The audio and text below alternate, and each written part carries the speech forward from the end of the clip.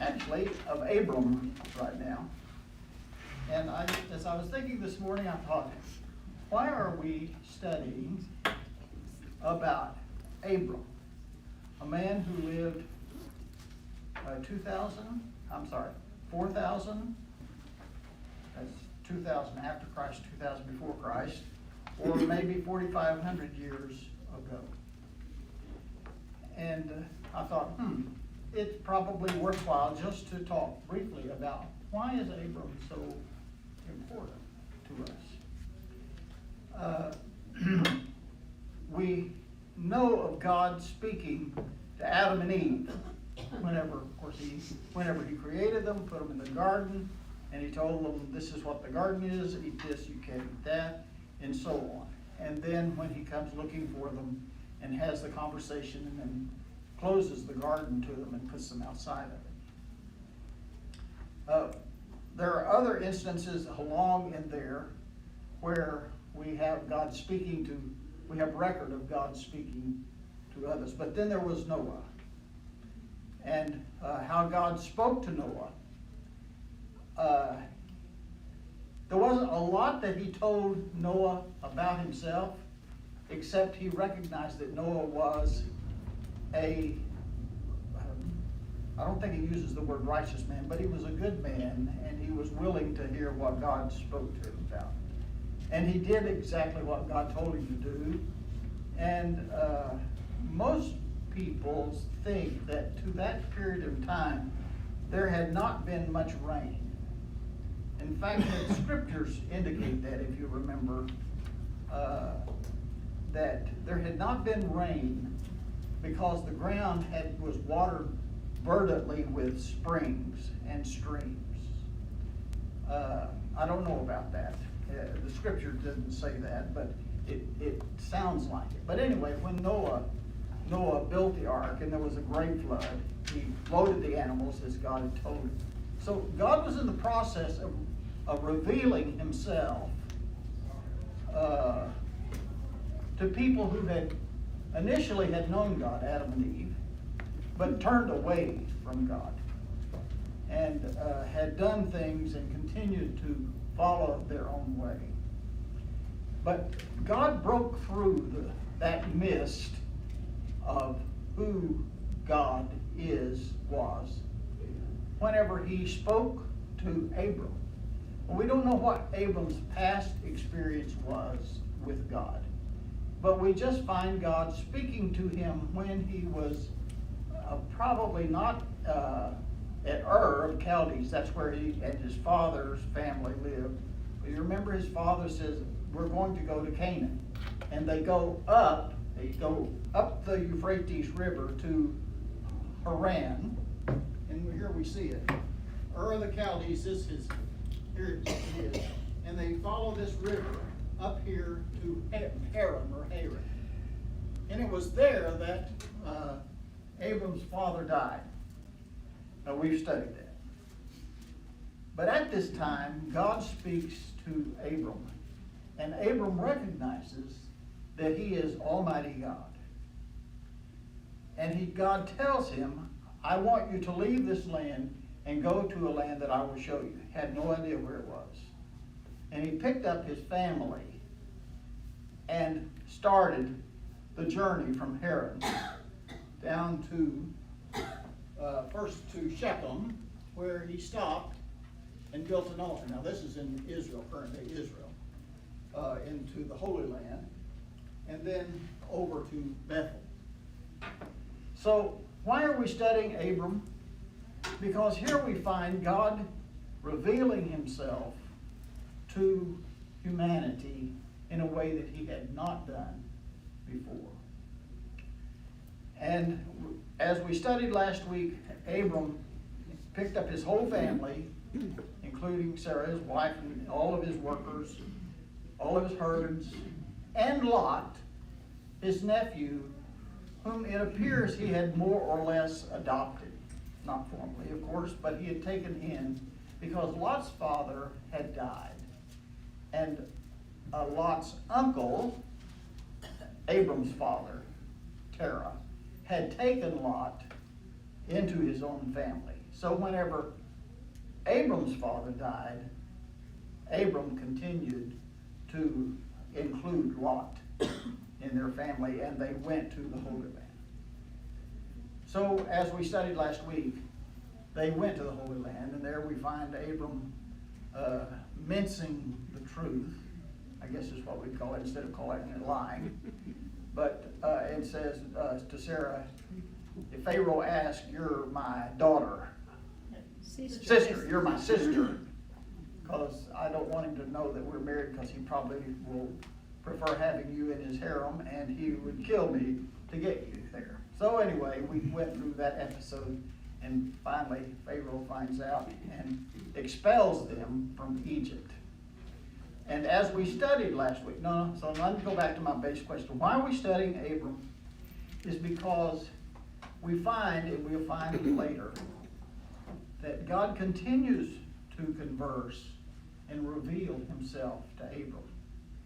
And in his revelation, as we look back on it now, we begin to see God's plan outlined of how he's going to redeem humanity. Because we hear, and we will see later in our studies, not today, where God says to Abram, he believed God. And that belief was counted to Abram as righteousness. Now, Abram was not a sinless person, as we've already seen. He fought wars, he killed people, and so on. He had slaves, all of that. But Abram believed God. He had faith.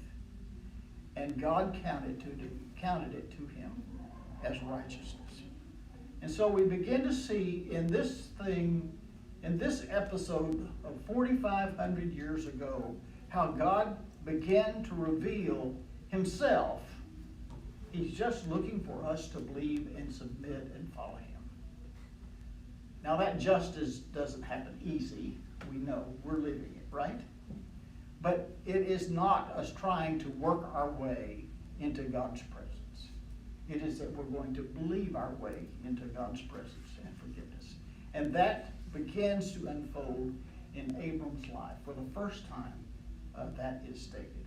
So I thought, it would be worthwhile to just recount. Why are we studying Abram here, a man who lived 4,000 to 4,500 years ago? That's a long time in our history of things.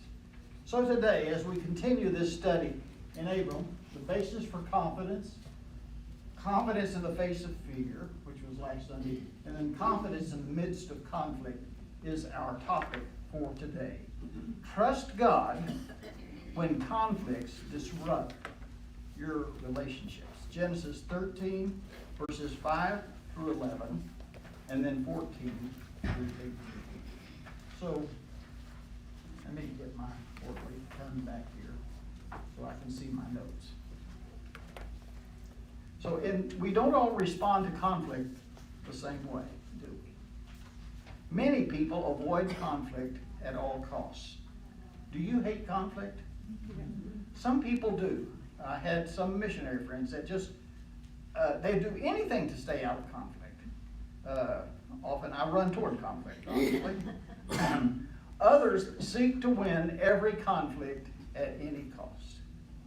While there are times when we must stand our ground, often conflicts are about issues of personal desires. God calls us to place the needs of others before our own.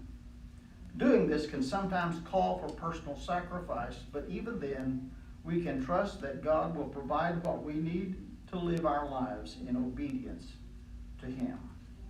So the setting for this, Abram and Lot had returned from Egypt wealthier than what they had left. But their excessive wealth caused problems. They could not remain together because the land would not support them both. Abram graciously chose to avoid conflict by suggesting that Lot take his possessions and leave. But he allowed Lot to decide which land would be his. Lot's choice would lead to his demise, and Abram would call on the Lord and receive new and wonderful promises. So let's begin our study of Genesis 13, verses 5 through 8. It's here. Let's read it together aloud.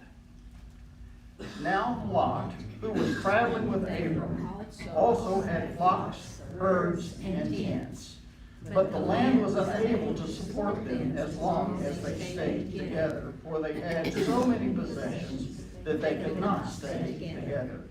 And there was quarreling between the herdsmen of Abram's livestock and the herdsmen of Lot's livestock.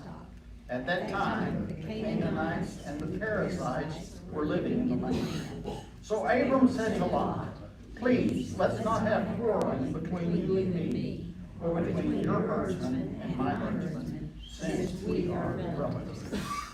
So in this midst, actually the time in Egypt proved to be a time of gathering additional wealth. Now, Abram didn't go to Egypt poor. Evidently, he had received a good bit of inheritance from his father in Haran when Terah died. So when he left, he had herds and camels and also slaves or workers who went with them whenever they journeyed from Haran down to what we now call the Holy Land. But a remark in last week's study said that the Canaanites, Perizzites, were all around them. And so when they got to the Holy Land, the land that God had promised to their ancestors, to Abram's ancestors, to his offspring, not ancestors, but to his offspring. When he got there, it was a land that had a lot of other people living there. Now, it probably wasn't fully occupied. Every piece of land probably was not owned, and I'm not sure that they even had ownership in the way that we think of it then. But at least there was some discomfort that he had as he was at Shechem, and then he moved on to Bethel. But a great famine struck the land, if you remember, and so they were forced to go to Egypt. So when they entered Egypt, they were not poor, but when they came out of Egypt, they were wealthy. In fact, last Sunday we saw where it says they came out with gold and silver and herds and flocks. And the difference between herds and flocks, it could mean herds like smaller animals of sheep, goats, so on, and flocks, is that right? No, I've got it backwards. Flocks would be herds and the smaller animals, then the herds would be like cattle, perhaps even donkeys and camels. He had all of that. And not only did he have it, but Lot had also progressed in wealth. So here's two wealthy men with lots of workers, and both of them had large herds, flocks, and servants. So as the writer of my quarterly comments, when this group moved, there were a lot of tents for the people living, because they didn't have apartments or anything.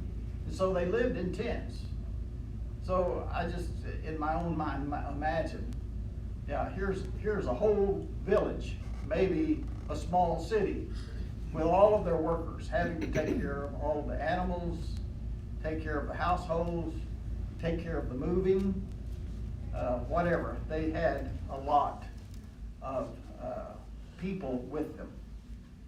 And remember, whenever they left Egypt, it said they came to the Negev. And the Negev is a desert. There is very little for grazing in the desert. And there's very few water sources in the desert. And so, you remember when the children of Israel came out of Egypt? They were crying because they didn't have anything to eat, remember? can't eat grass, and there wasn't much of that. And you can't drink sand. So they were also fussing about having water to drink. So we find Moses speaking to the rock or hitting the rock and water coming forth, because that's what God told him to do. They were always looking for a place where they could find some nourishment and some water to drink. The children of Israel were. So flocks would be no different. So wandering around through the Negev, as it says, going from place to place, that's probably from oasis to oasis, and then feeding large flocks and herds at a oasis tends to bring, who gets to feed first? Who gets to eat first in this sparse area? So they ran into difficulty. And so as they ran into difficulty, they began to, the herdsmen began to fuss with one another and to have conflict with one another. Now, this scripture never says that Abram and Lot got into the argument together or in the conflict together. But as their workers are reporting back to them, they are hearing of the conflict. And also notice, this is even after they get out of the Negev. Even then, whenever you have large flocks and herds, you have to provide a lot of food, right? How often do you have to move your cattle to another place? The grass starts getting short. When the grass starts getting short, that's right. And sheep do graze a lot lower than cattle, don't they? Yeah. Remembering my 5th grade geography class, talked about sheep have a split lip and they can bite all the way down to the ground, whereas cattle can't do that. Now, I assume that's true. That was 50, 60 years ago. Yeah, and sheep's lips haven't changed since then. So, so here is this conflict, and Abram is the older of the two, and he could look at his nephew, Lot was his nephew, and say, "Hey, son," and start dictating to him. But evidently, Abram has accepted Lot as an equal, more or less. Lot is an adult as well.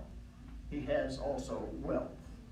And so Abram deals with Lot as an equal and a relative. And he says, we've got an issue here, and we need to deal with it. Our herdsmen are in conflict, and our wealth has become a problem. He didn't say that, but that's exactly what it is. Their herds were so large that them just staying together was not a good way to go about living. And so he deals and faces the conflict. Let's look at some questions here. I think. Here we go. What was the origin of the conflict between Abram and Lot's herdsmen? Their wealth. In this instance, their herds and flocks. What was at least one reason Abram sided for Lot and him to avoid quarreling and strife? Relationship. They were related. They were family, in essence. So some lessons here. Life is a journey of wandering in response to life circumstances, or a journey of faith in the Lord. Misguided, misdirected, or misplaced values, goals, and desires can lead to quarrels that threaten relationships. The spiritually mature person knows that healthy relationships are more important than material possessions or personal successes. So this raises some issues for us. All of us have conflict, I'm sure, in some way or other. So how do we deal with conflict? And at this point in this study, I think we can see that the more mature one raises the issue to say, here we have this conflict, and we need to deal with it. But let's don't be opposed to one another. Let's don't be in conflict ourselves. And so they face the issue and try to deal with it. Any thoughts here?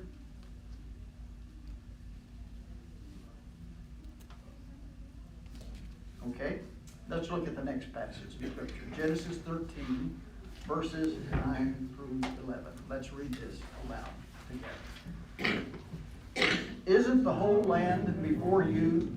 Separate from me. If you go to the left, I will go to the right. If you go to the right, I will go to the left. Lot looked down and saw that the entire plain of the Jordan, as far as Zoar, was well watered everywhere, like the Lord's garden and the land of Egypt. This was before the Lord destroyed Sodom and Gomorrah. So Lot chose the entire plain of the Jordan for himself. And then Lot journeyed eastward, and they separated from each other. So this is a continuation, this verse 9 is a continuation of Abram's discussion or talk to Lot. Isn't the whole land before you? Separate from me. If you go to the left, I'll go to the right. If you go to the right, I'll go to the left. That was a part of Abraham's suggestion for solving this conflict between these two men and their estates. This was really, in one way, here what I said earlier, that Abram is Lot's uncle. He's older than Lot. And he could have just decreed, okay, you go over here and I'll go over here. But instead, he said to the younger, you make a choice. It was a very humble way that Abram chose to resolve this issue. Not upholding his rights. I mean, he had the right of age. He had the right of superiority. He had the right of the head of the clan. But he didn't choose those rights to defend. He instead dealt with his compatriot with gentleness, with humility. And he said, you make the choice, and then we will split accordingly. So, Lot looks at the plain of the Jordan. Now, we've been to the Jordan, Sharon and I have, and it is a fairly broad area. Maybe 8 to 10, 15 miles, it varies. Sometimes it's more narrow, sometimes it's really broad. It's also very low in altitude. So when we were in Amman, Jordan, which is up the hill, a very steep mountain climb, several thousand feet higher, it can be snowing in Amman and 70 degrees in the Jordan Valley. They raise oranges, tomatoes, bananas, cucumbers year-round. There's always spring and summer fruits in the market in Amman, which is about 20 miles away, up that mountain. And they all come from the Jordan River Valley. So the Jordan River Valley, it has the Jordan River flowing through it until it gets to the Red Sea. By the way, the Dead Sea.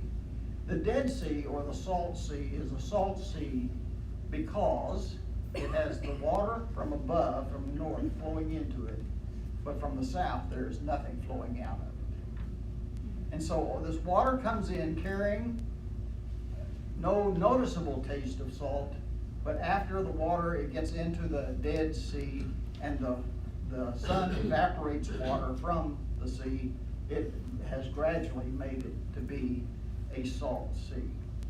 If you go along the salt sea, you can literally see where the waves have hit against the shore, and it has, over a period of time, that salt has deposited on the rocks, and so the rocks are completely covered in layers and layers of salt and other minerals. The Israelis and the Jordanians both have mined that salt and the sea water to get valuable minerals out of it because it is so dense. Sharon actually got in and laid down in it, and it's like laying on a bed. You don't sink. In fact, we have pictures of people laying out there reading a newspaper, and they look like they're laying on top of the water, and literally they are laying on top of the water. They have finally found that there are some fish who do live in that, but they are very few. So it's not a sea for fishing in. It is literally a dead sea. And if you taste the water, you don't drink it. If you taste it, you'll only taste it one time.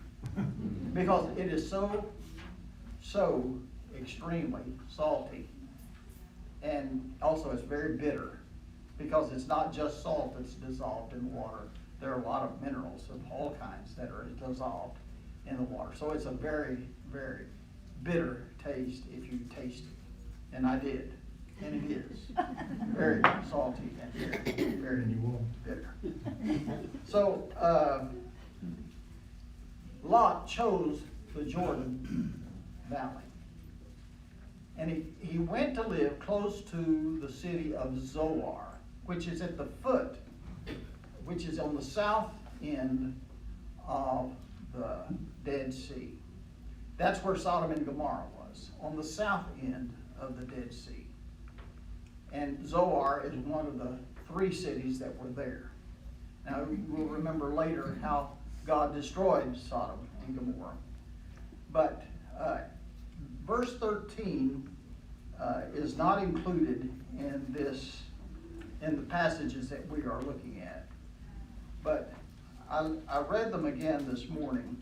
You may look, if you like, Genesis chapter 13, verses 12 and 13. It says, Abram lived in the land of Canaan, while Lot lived among the cities of the plain, and pitched his tents near Sodom. Then it says, now the men of Sodom were wicked and were sinning greatly against the Lord. Now we read about that a little later, but when Lot goes there, he chooses the hood neighborhood, if that's not being too much profiling there. He lived in the neighborhood where all of the evil was living. And so he chose the entire plain of the Jordan for himself. And Lot journeyed eastward, and they separated from each other. So out of Lot's choice to go to this direction, to the Jordan plain, then it means that Abram moves the other direction. Any questions that you have on that? Who got the better deal, Abram or Lot? How would you describe that? Well, I would say he probably got the better deal, yeah. On the surface, it looked like Lot got the better deal, didn't it? Yeah. He gets a very verdant, a very fruitful area to live in. But he chooses a bad neighborhood, which we will see later. Of course, we probably all know that he had to flee the city, and that his wife died in the fleeing, and he winds up living in a cave with his 2 daughters. And there were some other things that took place. Lot, although I think it's 1st or 2nd Peter says Lot was a righteous man, but whenever you read the descriptions in Genesis, it doesn't sound like that way. But there was more that the scriptures knew than we did. Anything else? We may have a different answer whenever we read this next passage, scripture. Okay, let's look at some questions. What solution did Abram propose for settling the dispute between his and Lot's herdsmen and preventing any breach between the 2 of them? Go separate ways. Let's separate, yeah. Our kingdoms are too big. Let's separate because we cannot feed and care for our flocks and herds if we stay together. Why do you think Abram let Lot have first choice? Because he's a man of God. I'm sorry? Because he was a man of God. Okay, we're not seeing that quite yet, but for sure he was a man of wisdom. And he was, after he comes back to Bethel, he really is trying to speak with God, isn't he? Makes an altar there at Bethel. Okay? What choice did Lot make, and what apparently influenced his decision? Well, we know he chose to go to the Jordan Plain. What do you think influenced his decision? The lush land. I'm sorry? Yeah, they had a lot of water, and it was a very beautiful area, a broad plain. Because the Jordan River, they had canals that they would build to water out, and so they could raise crops year-round there. Very different from the highlands, which is where Abram winds up. What might his choice reveal about his maturity as an adult and his commitment to do what is right? What might his choice reveal? And I'm not sure who his is, so let's say Abram. What might Abram's choice reveal about his maturity as an adult and his commitment to what is right? He gave Lot first choice. Who said that? Okay, what? He gave Lot first choice. He gave Lot first choice. Okay. Someone else? Well, he had going back to maturity, he's smart enough now that he just said, okay, I'm gonna go here, you go there. Yeah. Not really wouldn't set properly too well, give human nature. Yeah. Okay. Also, we may remember that Lot had been in conference, if you will, with God. He had been making sacrifices to God. And God had been speaking to him. Now, we have no record of how God told him to do this way.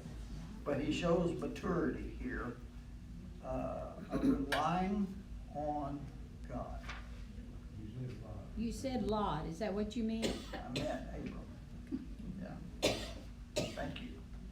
What hint is there that Lot's choice was not the best one and could bring trouble in his future? Because of his neighbors. Yeah, because of his neighbors, that's right. He goes to a land in Zoar, which is right close to Sodom and Gomorrah, and they were not good people. They were evil people, is what the scriptures say. Some lessons here. Some conflicts are best resolved by putting another person's interests above our own. That's not always easy to do, is it? Choosing only what one determines to be right in his own eyes may not be the best choice. Our life choices can move us either toward the wickedness of sin or the righteousness of the Lord. And that's exactly how this choice resulted. Life choices can move us either toward the wickedness of sin or the righteousness of the Lord. So let's look at the last verses here. And let's read these together aloud. After Lot had separated from him, the Lord said to Abram, look from the place where you are, look north and south, east and west, for I will give you and your offspring forever all the land that you see. I will make your offspring like the dust of the earth, so that if anyone could count the dust of the earth, then your offspring could be counted. Get up and walk around the land through its length and width, for I will give it to you. So Abram moved his tent and went to live near the oaks of Mamre at Hebron, where he built an altar to the Lord. So I assume that they were at Bethel here. And Lot moves down into actually below the Dead Sea here. And Abram moves his family up the hill to Hebron. Actually, it's the highest site in that part of Israel. It's about 3,000 feet elevation. And look at the promise that God makes to Abram. Look from the place where you are. I will give you and your offspring forever all the land that you see. I will make your offspring multiply dust of the earth. Get up and walk around the land, for I will give it to you. So he says two things here. I will give you all of this land, and it included the land where Lot went, by the way. I will give you all of this land, north, south, east, and west. And I will make your offspring as the stars in the sky, as the dust on the earth, without number. Here God makes a promise to Abraham. And the author of one of the commentaries that I looked at, he says this: the decision has been made. Lot soon departed to claim the lush land to the east and north of Bethel. Abram was left behind. He may have looked like the loser. He had to settle for what looked like second best portion of the land, the more rugged hill country to the west and south of Bethel. He may have looked like the weaker one of the two, at least by those who live by the philosophy that to the strong belong the spoils. Abram may have even wondered if his action of giving Lot a portion of the land in exchange for peace had in some way compromised the Lord's promise, as he most often does for his people during periods of struggle or doubt. The Lord came with a personal word for Abram. The speech of Abram, the speech of Yahweh, God, is not an addendum. The entire narrative exists, that is, all of the background about this conflict, all of this exists for the sake of this speech that he gives to Abram. The speech is unexpected. Abram did not know this ending when what he